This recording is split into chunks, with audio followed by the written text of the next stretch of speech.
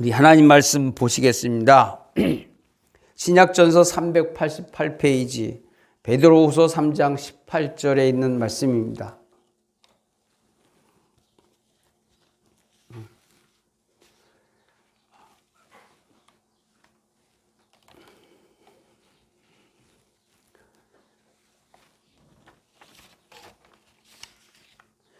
베드로후서 3장 18절 한절 두 번만 우리 읽겠습니다. 같이요, 시작. 오직 우리 주 곧 구주 예수 그리스도의 은혜와 그를 아는 지식에서 자라가라. 한 번만 더 시작. 오직 우리 주 곧 구주 예수 그리스도의 은혜와 그를 아는 지식에서 자라가라. 아멘. 그 다음에 마지막으로 우리 같이 왜 두 번을 제가 말씀하시냐면 오늘 그 자라가라라는 하는 말씀을 좀 드리기를 원합니다. 같이 읽겠습니다. 이제 후반절 시작. 영광이 이제와 영원한 날까지 그에게 있을지어다. 아멘. 한 번씩 이 말씀을 위해서 우리 기도하시겠습니다. 기도하겠습니다. 살아계신 아버지 하나님, 우리에게 이 말씀을 주심을 감사합니다. 이 말씀을 통한 하나님의 음성이 우리 귀에 들려지게 하시고 또 우리가 하나님 앞에서 우리의 믿음을 지키며 또 세우며 또 누군가에게 우리의 믿음으로 영향력을 미치는 우리들 되어질 수 있도록 도와주시옵소서. 들을 수 있는 귀를 열고 듣게 하시고 깨닫게 하시고 주님을 지금보다 더 많이, 더 깊이, 더 넓게 알아가는 성도들 되어질 수 있도록 은혜를 부어 주시옵소서. 예수님의 이름으로 간절히 기도하옵나이다. 아멘.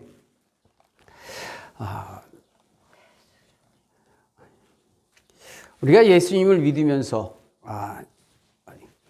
우리는 힘든 영적인 싸움을 싸우는 전사입니다. 예수님을 믿는 순간부터 여러분은 예수님의 하나님의 전사, 영적인 싸움을 싸우는 사람들입니다. 첫 번째는 나의 삶에서 내 죄성에 가득한 이 죄성에서 나와 싸워야 되는 싸움을 합니다. 굉장히 힘들고 또 어렵고 때로는 숨 막히는 듯한 것을 느끼게 됩니다. 그럼에도 불구하고 우리는 하나님의 말씀을 가지고 내 죄성과 싸워야 하는 그런 영적인 전사라는 거 잊지 마시기 바랍니다. 두 번째는 죄와 싸우는 것입니다. 죄성이 있지만 또 우리 눈에 보여지는 것들이 있어요. 그것들과 우리가 싸워야 되는 것입니다. 하나님의 말씀 속에서 부딪혀오는 것들이 있다면 그것이 바로 죄입니다. 그래서 내가 죄라는 정의를 가질 때에 세 가지가 있습니다. 첫째는 내 본성에서 느껴지는 나와 하나님과의 가지고 있던 맨 처음에 아담과 하와가 하나님 앞에서 그러한 죄성, 그러니까 말씀을 거역하려고 하는, 순종하기보다는 따르려고 하기보다는 뭐 그럴까? 뭐 이런 것들. 그 다음에 두 번째는 뭐냐면 죄의 속성에 내가 왜 꼭 굳이 해야 돼? 라고 하는 이 죄성이 있는 거예요. 그 다음에 세 번째는 뭐냐면 죄의 분별을 못하기 때문에 이것도 죄인가 저것도 뭐예요? 갈팡질팡합니다. 근데 우리의 기준점, 우리가 그 죄라는 것을 기준점을 알면 하나님의 말씀이 우리 속에 있으면 죄의 기준점을 알게 돼요. 어떤 게 죄인가라는 거 가르쳐주지 않아도 콕 찍어서 말하지 않아도 성령께서 우리 속에서 다 가르쳐 주십니다. 이러한 것들이죠. 이러한 것들 속에서 우리가 싸워야 되는 것입니다. 세 번째는 사탄이 나에게 공격을 합니다. 내가 처리되지 않는 그러한 내 성품들, 이러한 것들을 가지고 공격을 해요. 내 환경들을 가지고 공격을 합니다. 주님과 나와의 관계를 끊어놓기 위해서 사탄은 끊임없이 우리 주변에 맴돌면서 공격을 하게 되고 또 우리를 힘들게 하고 좌절하게 하고 낙담하게 합니다. 그러한 믿음을 가지는 그 순간부터 우리는 그러한 것들과 싸워야 되는 전사라는 거 잊지 마시기 바랍니다. 때로는 힘들어요. 어떻게 싸워야 되지? 어떻게 내가 이길 수 있지? 이런 두려움도 있고 걱정도 있고 그렇지만 주저함도 있지만 우리가 하나님의 말씀이 여러분 가슴 속에서 채워지기 시작하면 싸울 수 있는 힘이 생기고 지혜도 생기고 또 능력도 생기고 그렇습니다. 내가 안 되니까 내가 어떻게 해요? 하나님의 말씀이 내 속에 들어왔을 때 이것이 죄야. 이것은 사탄이 나를 공격하는 거야. 이건 내 죄의 성품에서 나오는 거야. 이런 걸 다 분별하게 됩니다. 근데 분별하지만 나에겐 싸울 수 있는 능력이 없고 또 힘이 없기에 하나님 앞에 우리는 엎드리게 됩니다. 그러기에 우리는 기도하게 되고 그 기도를 통해서 능력을 얻고 싸울 수 있는 힘도 생기고 용기도 생기고 담대함이 생깁니다. 그러한 전사라는 사실 꼭 잊지 마시기 바랍니다. 뿐만 아니라 네 번째는 우리의 믿음을 조롱하고 비난하고 비방하는 우리의 주변의 사람들입니다. 보여지는 거예요. 그래서 성경에 보면은 너의 싸움을, 우리가 영적인 싸움을, 믿음을 세워가는 가운데에서 우리의 가장 가까운 사람이 나를 공격을 합니다. 힘들게 하고 답답하게 하고. 나는 저를 그냥 끝까지 사랑하면서 국률이 여기고 또 용서하고 하는데도 불구하고 그들은 여전히 나를 향해서 비방하고 조롱하고 또 나를 핍박합니다. 그래서 그들과 싸워야 돼. 어떻게 하면 지혜롭게 싸워야 돼. 저 사람들도 하나님의 사랑을 깨달으면 괜찮은데 그러한 사랑이 그들에게 느끼지 못하니까, 그런 은혜를 그들이 누리지 못하니까 공격할 수밖에 없는 거예요. 그렇다고 해서 우리가 그들을 향해 비난합니까? 그들도 전도의 대상이기 때문에 품어야 되니까 어떻게 하면 지혜롭게 싸워야 될까? 그래서 성경은 우리에게 가르쳐 줍니다. 온유해라, 긍휼히 여겨라, 사랑해라, 용서해라. 이런 주님의 마음이 우리 속에 거하게 되면서 그들과 싸울 수 있는 힘이 생기고 지혜가 생기고 담대함이 생깁니다. 그런 것으로 인해서 우리가 채워져야 할, 주님의 마음으로 채워져야 할 저와 여러분입니다. 그래서 그들과 싸워야 되는 전사라는 거 잊지 마시기 바랍니다. 문제는 우리가 강해져야 된다는 거죠. 전사인데 내가 강해지지 못하면 안 된다는 거죠. 그래서 사도 베드로가 오늘 우리에게 주시는 이 말씀처럼 자신의 삶이 녹아있는 것을 가지고 우리에게 가르쳐주고 있어요. 뭐라고 얘기합니까? 오직 우리 주 곧 구주 예수 그리스도의 은혜와 그를 아는 지식에서 자라가라. 우리가 강해지는 비법을 가르쳐주고 있는 거예요.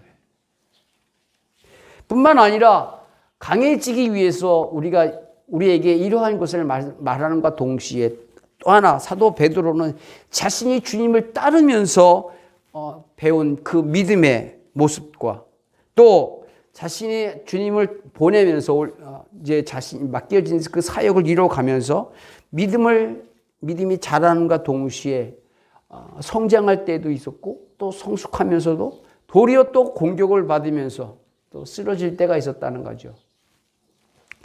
그러니까 자신의 믿음을 지키기 위해서 뒤돌아보면서 이러한 고비를 어떻게 승리할 수 있고 어떻게 이겨갈 수 있는가, 이 사실을 사도 베드로는 터득해서 그 터득한 것을 압축해서 이렇게 말을 합니다. 어떻게 말을 하냐? 오직 우리 주 곧 구주 예수 그리스도의 은혜와 그를 아는 지식에서 자라가야 된다라는 거예요. 너희가 자라가면, 믿음 안에서 자라가면 너희가 강해질 수 있고 그리고 주님을 향해서 전사가 될 수 있어 라고 하는 것입니다. 저는 오늘 우리에게 사도 베드로가 말하는 이 믿음 안에서 살아가는 사람들을 향해서 이 한 말, 그리스도의 은혜와 그를 아는 지식에서 자라가라고 하는 이 간곡한 이 부탁. 저는 이 말씀을 통해서 믿음에서 자라가자라는 주제로 좀 말씀을 좀 드리고 싶습니다. 좀 따라해 주시기 바랍니다. 믿음 안에서 자라가자. 내가 그렇게 자라가면, 그리고 자라가는 그 과정 속에 어떤 것이 있냐면 영광이 은혜와 이제와 영원한 날까지 그에게 있을지어다 라고 얘기를 합니다. 멈추지 않고 계속 주님이 오시는 그날까지 계속 자라가기를 원하는 이 간절한 이 마음이 사도 베드로의 마음속에 있기에 이 말을 하는 겁니다. 좀 따라해 주시기 바랍니다. 믿음 안에서 자라가기 위해선 주님께 집중하고 하나님의 말씀을 먹어야 한다. 따라서 하세요. 아멘. 우리가 주님을 향해 집중할 수 있어야 됩니다. 히브리서 3장 1절에 보면 그러므로 함께 하늘의 부르심을 받은 거룩한 형제들아 우리가 믿는 도리의 사도시며 대제사장이신 예수를 깊이 사랑하라 그랬습니다. 깊이 생각하라 그랬습니다. 주님을 깊이 생각하면 생각하는 그 자체가 내가 믿음 안에서 내가 자라가는 원동력이 될 수 있다는 사실입니다. 마태복음 4장 4절에 보면 주님은 말씀하셨습니다. 사람이 떡으로만 살 것이 아니요 하나님의 입에서 나오는 모든 말씀으로 산다라고 말씀하십니다. 우리가 주님 앞에 집중하면서 우리가 하나님의 말씀을 먹을 수 있는, 다시 말해서 먹는다라고 하는 의미는 듣는다는 것입니다. 먹는다는 의미는 그 말씀대로 그 말씀을 붙잡고 살아간다는 것입니다. 먹는다는 의미는 들을 뿐만 아니라 내가 그 말씀 바꿔주고 살아가는 게 뿐만 아니라 그 말씀대로 내가 순종한다는 것이에요. 그래서 그렇게 내가 살아갈 때 내 믿음이 조금씩 자라갑니다. 근데 자라가는 그 동시에 성숙해진다라는 거예요. 감이 요새 지금 가을에 지금 다 감들이 다 이게 연구로 가죠. 맨 처음에는 그 열매가 맺은 순간 어느 한 순간까지는 자라죠. 자라면서 어느 한 순간에 그 자란 성장기가 멈춘 가운데 성숙해짐 익어갑니다. 우리가 하나님의 말씀 안에서 우리가 하나님의 말씀을 충분히 먹으면 그 말씀의 힘이 내가 그렇게 살아갈 수 있도록 내 육체를, 내 생각, 내 마음을, 내 정신을 사로잡아서 내가 성숙해집니다. 분별하게 되는 거예요. 이래서는 안 돼. 과거에는 내가 이랬지만 내가 하나님의 말씀으로 살아가면서 내가 이래서는 안 되지 하고 자기 자신을 고쳐가는 겁니다. 그것이 성숙해지는 거지요.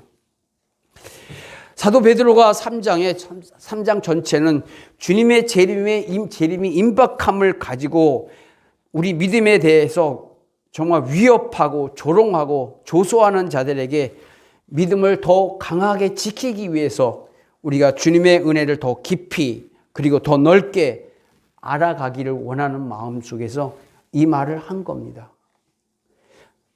18절에 오직 우리 주 곧 구주 예수 그리스도의 은혜와 그를 아는 지식에서 자라가라 라고 얘기를 합니다.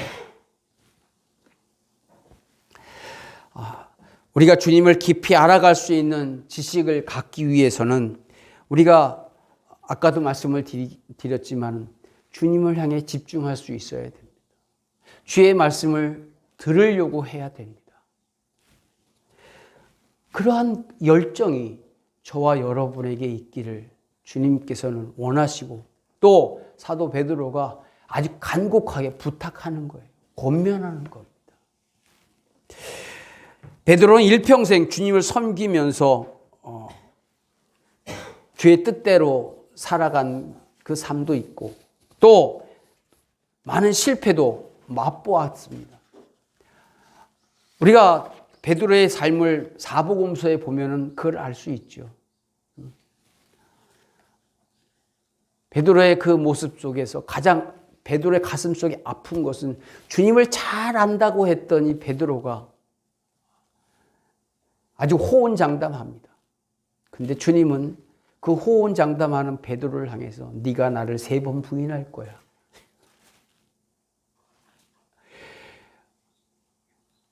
베드로는 아니라고 부인했지만 주님은 베드로에게 네가 나를 부인할 거야.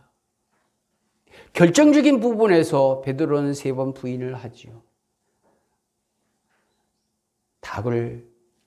닭이 꺾여 하는 그 순간 아! 하고 깨달은 겁니다. 닭이 울기 전까지는 베드로는 자기가 무엇을 잘못했는지 자신의 믿음을 정당화했겠죠. 자신의 삶을 정당화했겠죠. 그러나 닭 울음소리 위에 아! 내가 잘못했구나. 죄인이구나. 비겁한 자기 자신을 향해서 아주 좀 수치롭게 생각했을 겁니다. 통곡했지요. 그러나 그 후에 베드로는 주님을 향해서 더 열정적인 마음을 갖게 됩니다.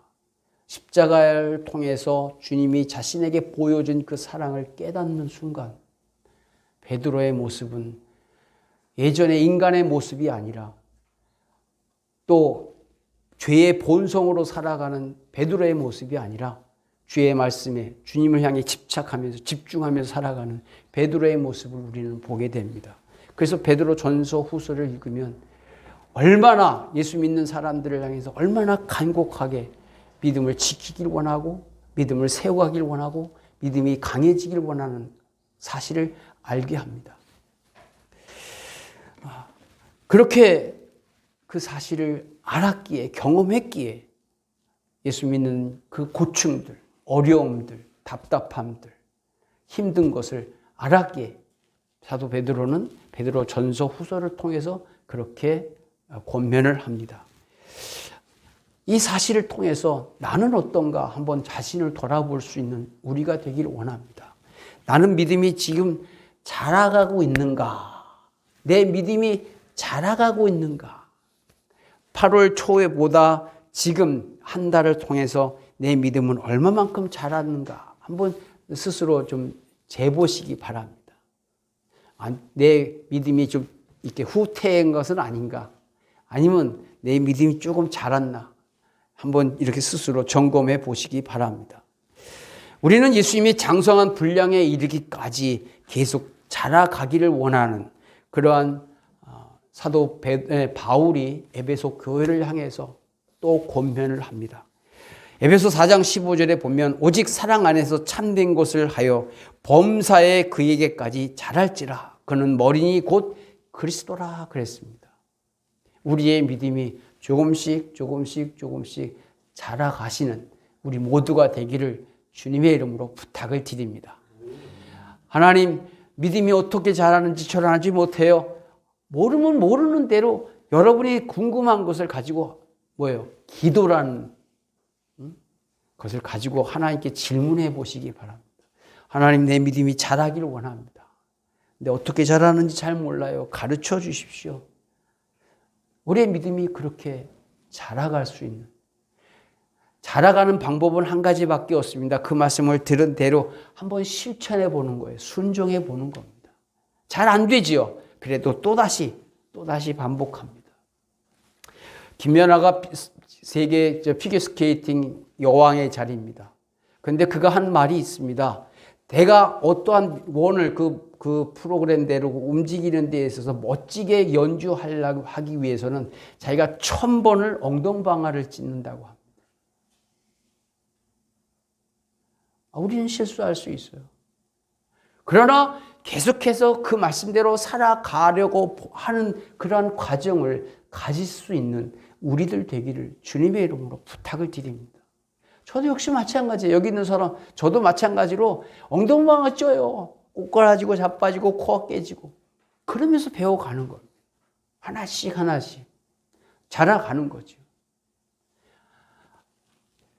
그러다 보면 어느 한 순간 그 환경에 여러 가지 우리에게 부딪히는 모든 환경에서 전에는 넘어지고 꼬꾸라지고 코가 자빠지고 아이고 나 못해 하고 나가 떨어졌지만 계속해서 넘어지다 보면 어느 한 순간 내가 그 환경을 부딪혔을 때 그 부딪힘에서 승리할 수 있는, 승리하는 전사가 될 수 있는 그러한 우리들의 모습이 있다라는 사실 꼭 기억하시기 바랍니다.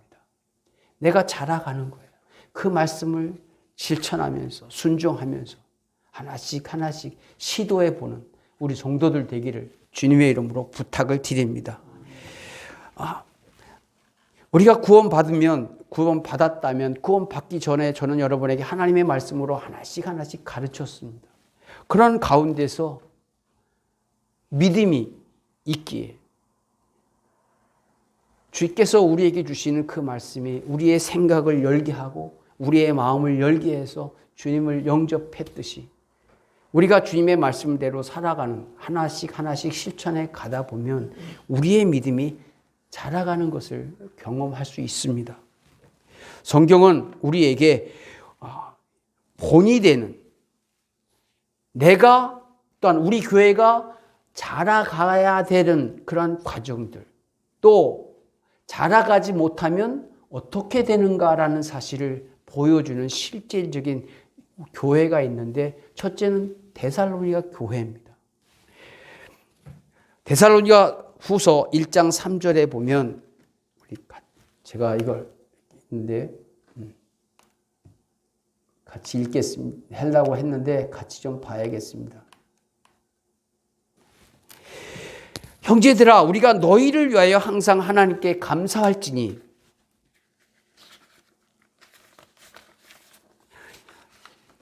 이것이 당연하면 너희의 믿음이 더욱 자라고 그랬습니다. 데살로니가 교회는 성도들이 믿음이 자라나는 교회였다는 사실입니다. 그럴 때에 부딪힐 때에 자신들의 삶에서 부딪히는 그 모든 환경에서 데살로니가 교회 성도들은 각자가 자신들의 삶에서 승리하는 영적인 전사였습니다. 믿음이 자라가기에 저들의 부딪히는 모든 환경에서 이겼다는 거죠.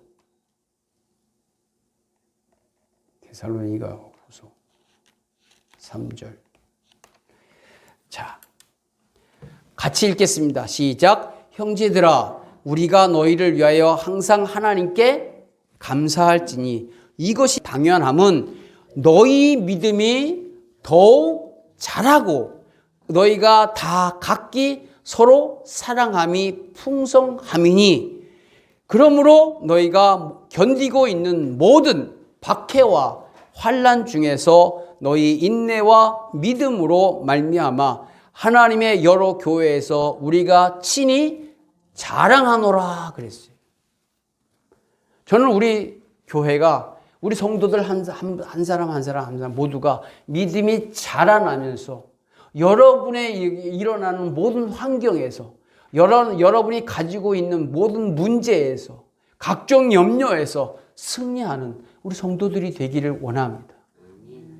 정말 그것으로 어떠한 문제로 인해서 잠 못 들거나 답답해하거나 고통스러워하거나 그러하기보다는 그 문제를 확실히 주님 안에서 이겨가고 또 그 문제 속에서 승리하는 성도들의 얼굴이 저는 제가 보기를 원합니다. 믿음이 자라면 그 자란 만큼 또 사탄은 공격하지만 내 믿음이 또 자라면 공격하는 것을 이길 수 있다는 사실입니다. 욥이 하나님을 향한 믿음이 있었기에 자신에게 부딪히는 모든 환경에 의해서 하나님 앞에 범죄하지 않을 수 있었던 힘이 바로 하나님을 향한 믿음이 있었기 때문에 그렇습니다. 저는 우리 성도들이 모든 환경에서 이길 수 있고 여러분의 마음 속에서 생각 속에서 또 주변에서 여러분의 자녀손들로 인해서 찾아오는 모든 각종 염려에서 이길 수 있는 우리 성도들이 되기를 주의 이름으로 축복합니다. 또 하나 여러분이 믿음 생활하는 데 있어서 여러분의 믿음을 공격하는 그 부분에 있어서 승리할 수 있는 우리 성도들의 믿음이 되기를 주의 이름으로 부탁을 드립니다.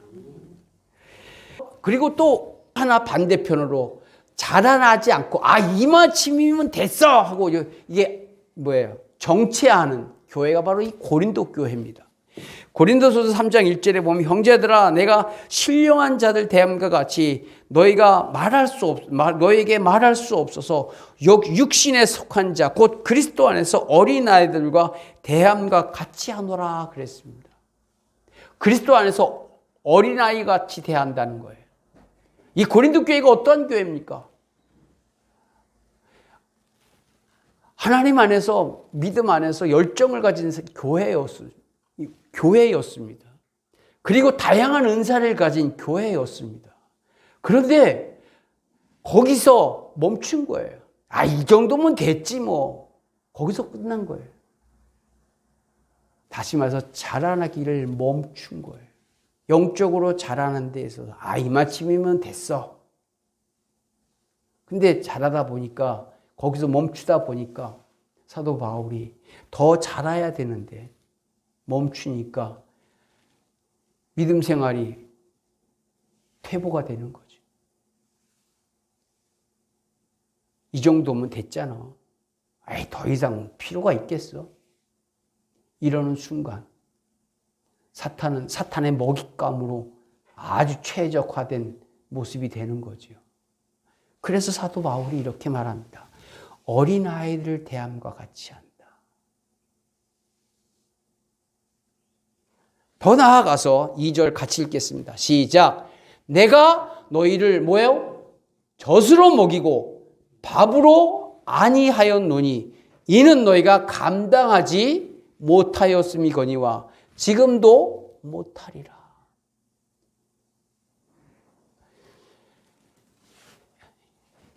젖이 영양가가 있습니까? 밥이 영양가가 있습니까? 예?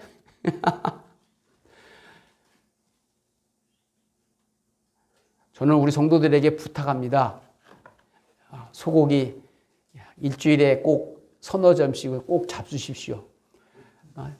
식물로 정말 채소도 중요하지만 건강해야 됩니다.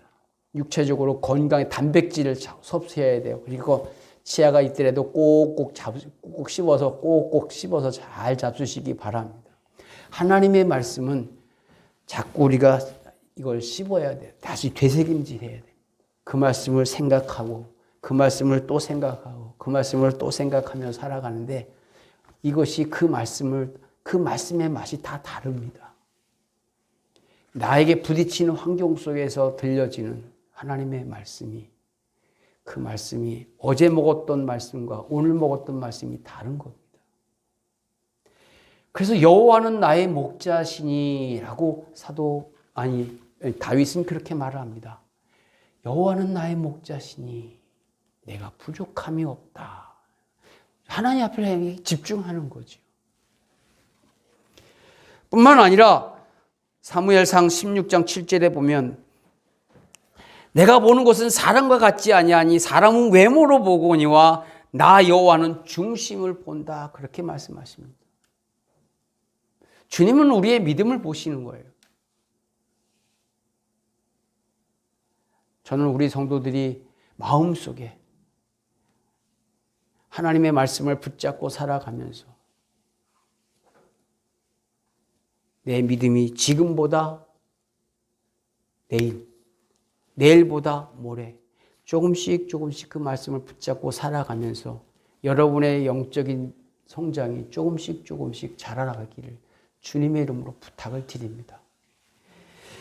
누가복음 18장 8절에 보면 주님도 그 부분에 대해서 아파하십니다. 세상에서 믿음을 보겠느냐. 말세가 되는데 점점 힘들어진 세상 속에 너희가 믿음을 보겠느냐 그랬습니다. 마태복음 24장 12절에 보면은 불법이 성함으로 많은 사람이 사랑에서 식어지리라, 믿음에서 떠난다는 것을 또 주님은 말씀하십니다. 어지럽고 혼란스러운 세상입니다. 힘든 세상입니다. 세상에 들려오는 소리가 시원하고 기쁜 소리보다 답답하고 불안하고 어떻게 살지? 이러한 경제적인 문제가 물가가 오르고 막 이제 뛰니까 어떻게 살지? 점점 힘드네. 이러한 세상으로 우리가 세상에 귀를 기울이고 세상에 빠져 있다 보면 불안하고 낙심하고 염려밖에 없습니다. 그러나 주님을 바라보며 살아가면 항상 소망이 있습니다. 주께서는 우리에게 내가 사망의 음침한 골짜기를 다닐지라도 해를 두려워하지 아니할 것은 주께서 나와 함께 하심이라라고 하는 주님을 향해 집중하면 다윗은 그렇게 고백을 합니다. 내가 사망의 음침한 골짜기로 다닐지라도 해를 두려워하지 아니할 것은 주께서 나와 함께 하심이라. 더 나아가서 내가 힘들고 낙담하고 좌절할 때에도 주님을 향해 집중하면 원수의 목전에서 내게 상을 기름으로 내 머리에 바르셨으니 내 잔이 넘치나이다 라고 할 정도의 믿음으로 자랄 수 있다는 사실을 우리에게 보여주고 있습니다. 그래서 우리가 믿음으로 자라갈 수 있는 방법은 성경이 또 우리에게 가르쳐주고 있습니다. 첫째는 뭐냐 하면 하나님의 말씀을 잘 들어야 합니다. 따라서 해보시기 바랍니다. 하나님의 말씀을 잘 듣자. 로마서 10장 17절에 보면은 믿음은 들음에서 나고 들음은 그리스도의 말씀으로 난다 그랬습니다. 믿음이 어디서 난다고요? 하나님의 말씀을 잘 들어야 돼요. 그 들음을 통해서 거기서 끝나는 것이 아니라 내가 하나님의 말씀을 향해 집중하게 됩니다. 그 말씀을 내가 품으려고 하는 마음이 생긴다는 거죠. 그래서 로마 교회 성도들에게 사도 바울이 말을 합니다. 믿음은 들음에서 나고 들음은 하나님의 말씀으로 나니까 하나님의 말씀을 읽어라, 먹어라. 그렇게 말합니다. 믿음이 자라가기 위해서는 뭐 해야 된다고요? 주님을 향해서 집중해야 될 뿐만 아니라 하나님의 말씀을 먹어야 된다라는 거예요.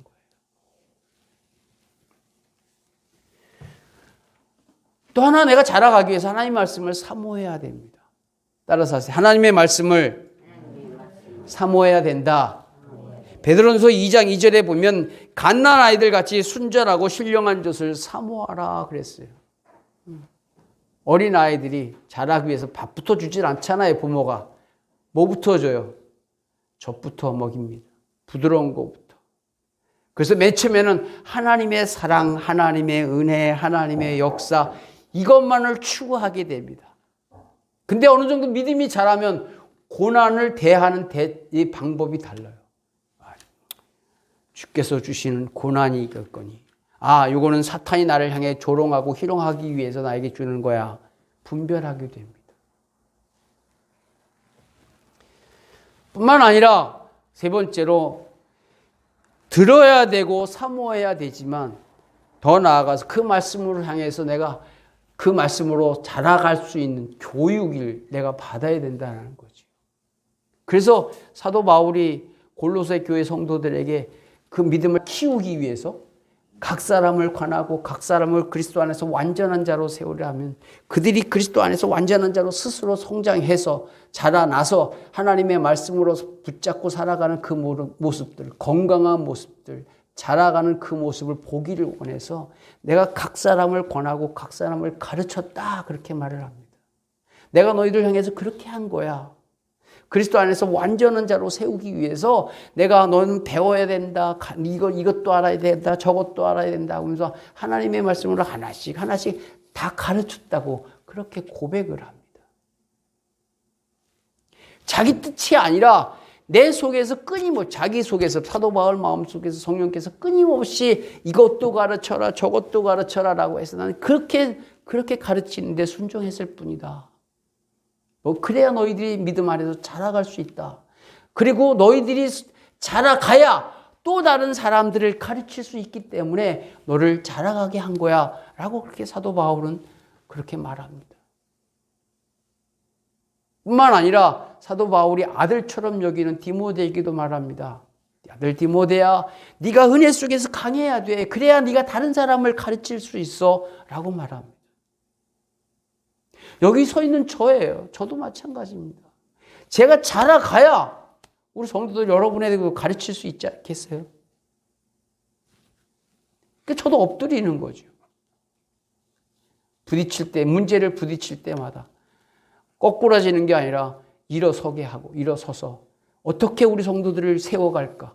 어떻게 강하게 할까? 어떻게 하면 굳세게 할까? 이것이 저의 사역의 거기 초점이 있는 거예요.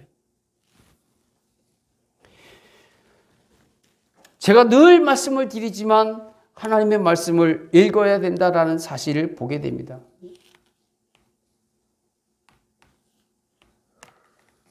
(16절) (17절) 우리 같이 한번 읽겠습니다. 시작. 모든 성경은 하나님의 감동으로 된 것으로 교훈과 책망과 바르게 함과 의로 교육하기에 유익하니 이는 하나님의 사람으로 온전케 하며 모든 선한 일을 행할 능력을 갖추게 하려 함이라 그랬어요.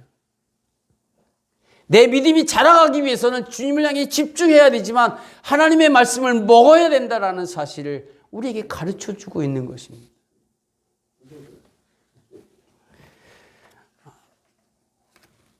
잘 잡수실 수 있는 우리 성도님들 되시기 바랍니다. 예레미야 15장 11절에 16절에 보면 만군의 여호와여 내가 주의 이름을 일컫는 자라 내가 주의 말씀을 얻어먹었사오니 주의 말씀은 내게 기쁨과 내 마음의 즐거움이라 그렇게 말을 합니다. 예레미야는 하나님께서 부르시는 야 예레미야야 가서 내 말을 가서 백성을 향해 전해 그렇게 말씀하십니다. 그래서 그대로 했더니 백성들이 안 들어요. 그러니까 얼마나 속이 상하겠어요. 낙담이 되겠어요. 그러니까 좌절과 낙담과 슬픔과 고통이 생깁니다. 그러니까 딱 떨어져 있는 거예요. 근데 하나님의 말씀이 들립니다.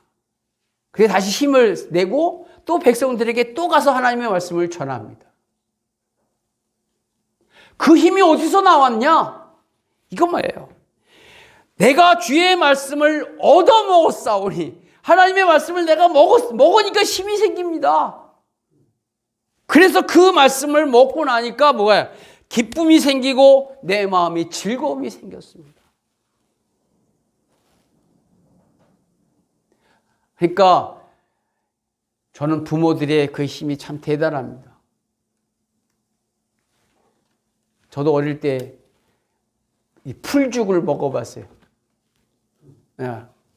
어느 날 쌀이 딱 떨어지고 나서 감자 부수저기 이 봉지가 있는데 그게 있는 거예요. 그러니까 엄마 저게 뭐야? 그랬더니 저거 못 먹는 거야.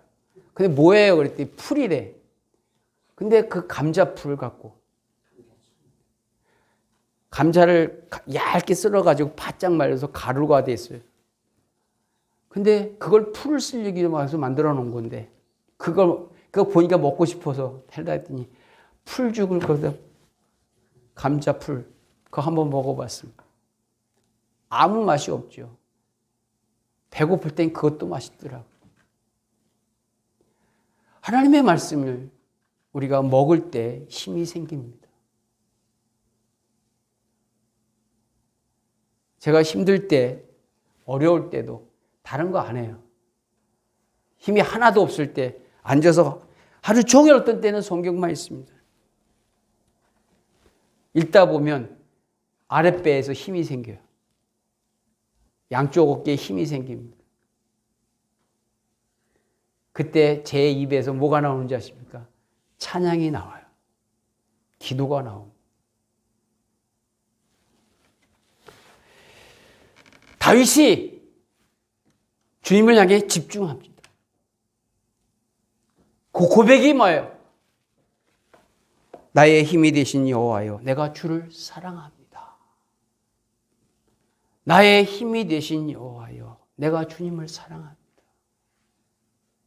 우리가 주님을 향해 집중할 때 내 믿음이 자라고 내가 하나님의 말씀을 먹을 때 그 말씀대로 교육을 받을 때 하나님의 말씀을 내가 사모할 때 내 믿음이 자라나는 거 잊지 않는 우리 성도님들 되시기를 주님의 이름으로 부탁을 드립니다.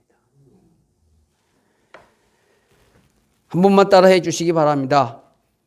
나의 믿음이 자라나기 위해서는 주님을 향해 집중하고 주의 말씀을 잘 먹자. 그것을 기억하시는 우리 성도님들 되시기를 주님의 이름으로 축복합니다. 기도하겠습니다. 살아계신 아버지 하나님, 우리에게 이 말씀을 주심을 감사합니다. 믿음이 자라나서 모든 환경에서 승리하고, 그리고 그 승리 속에 기쁨과 평안과 또 찬송이 우리 입에서 나오는 성도들 될 수 있도록 도와주시옵소서. 예수님의 이름으로 간절히 기도하옵나이다. 아멘.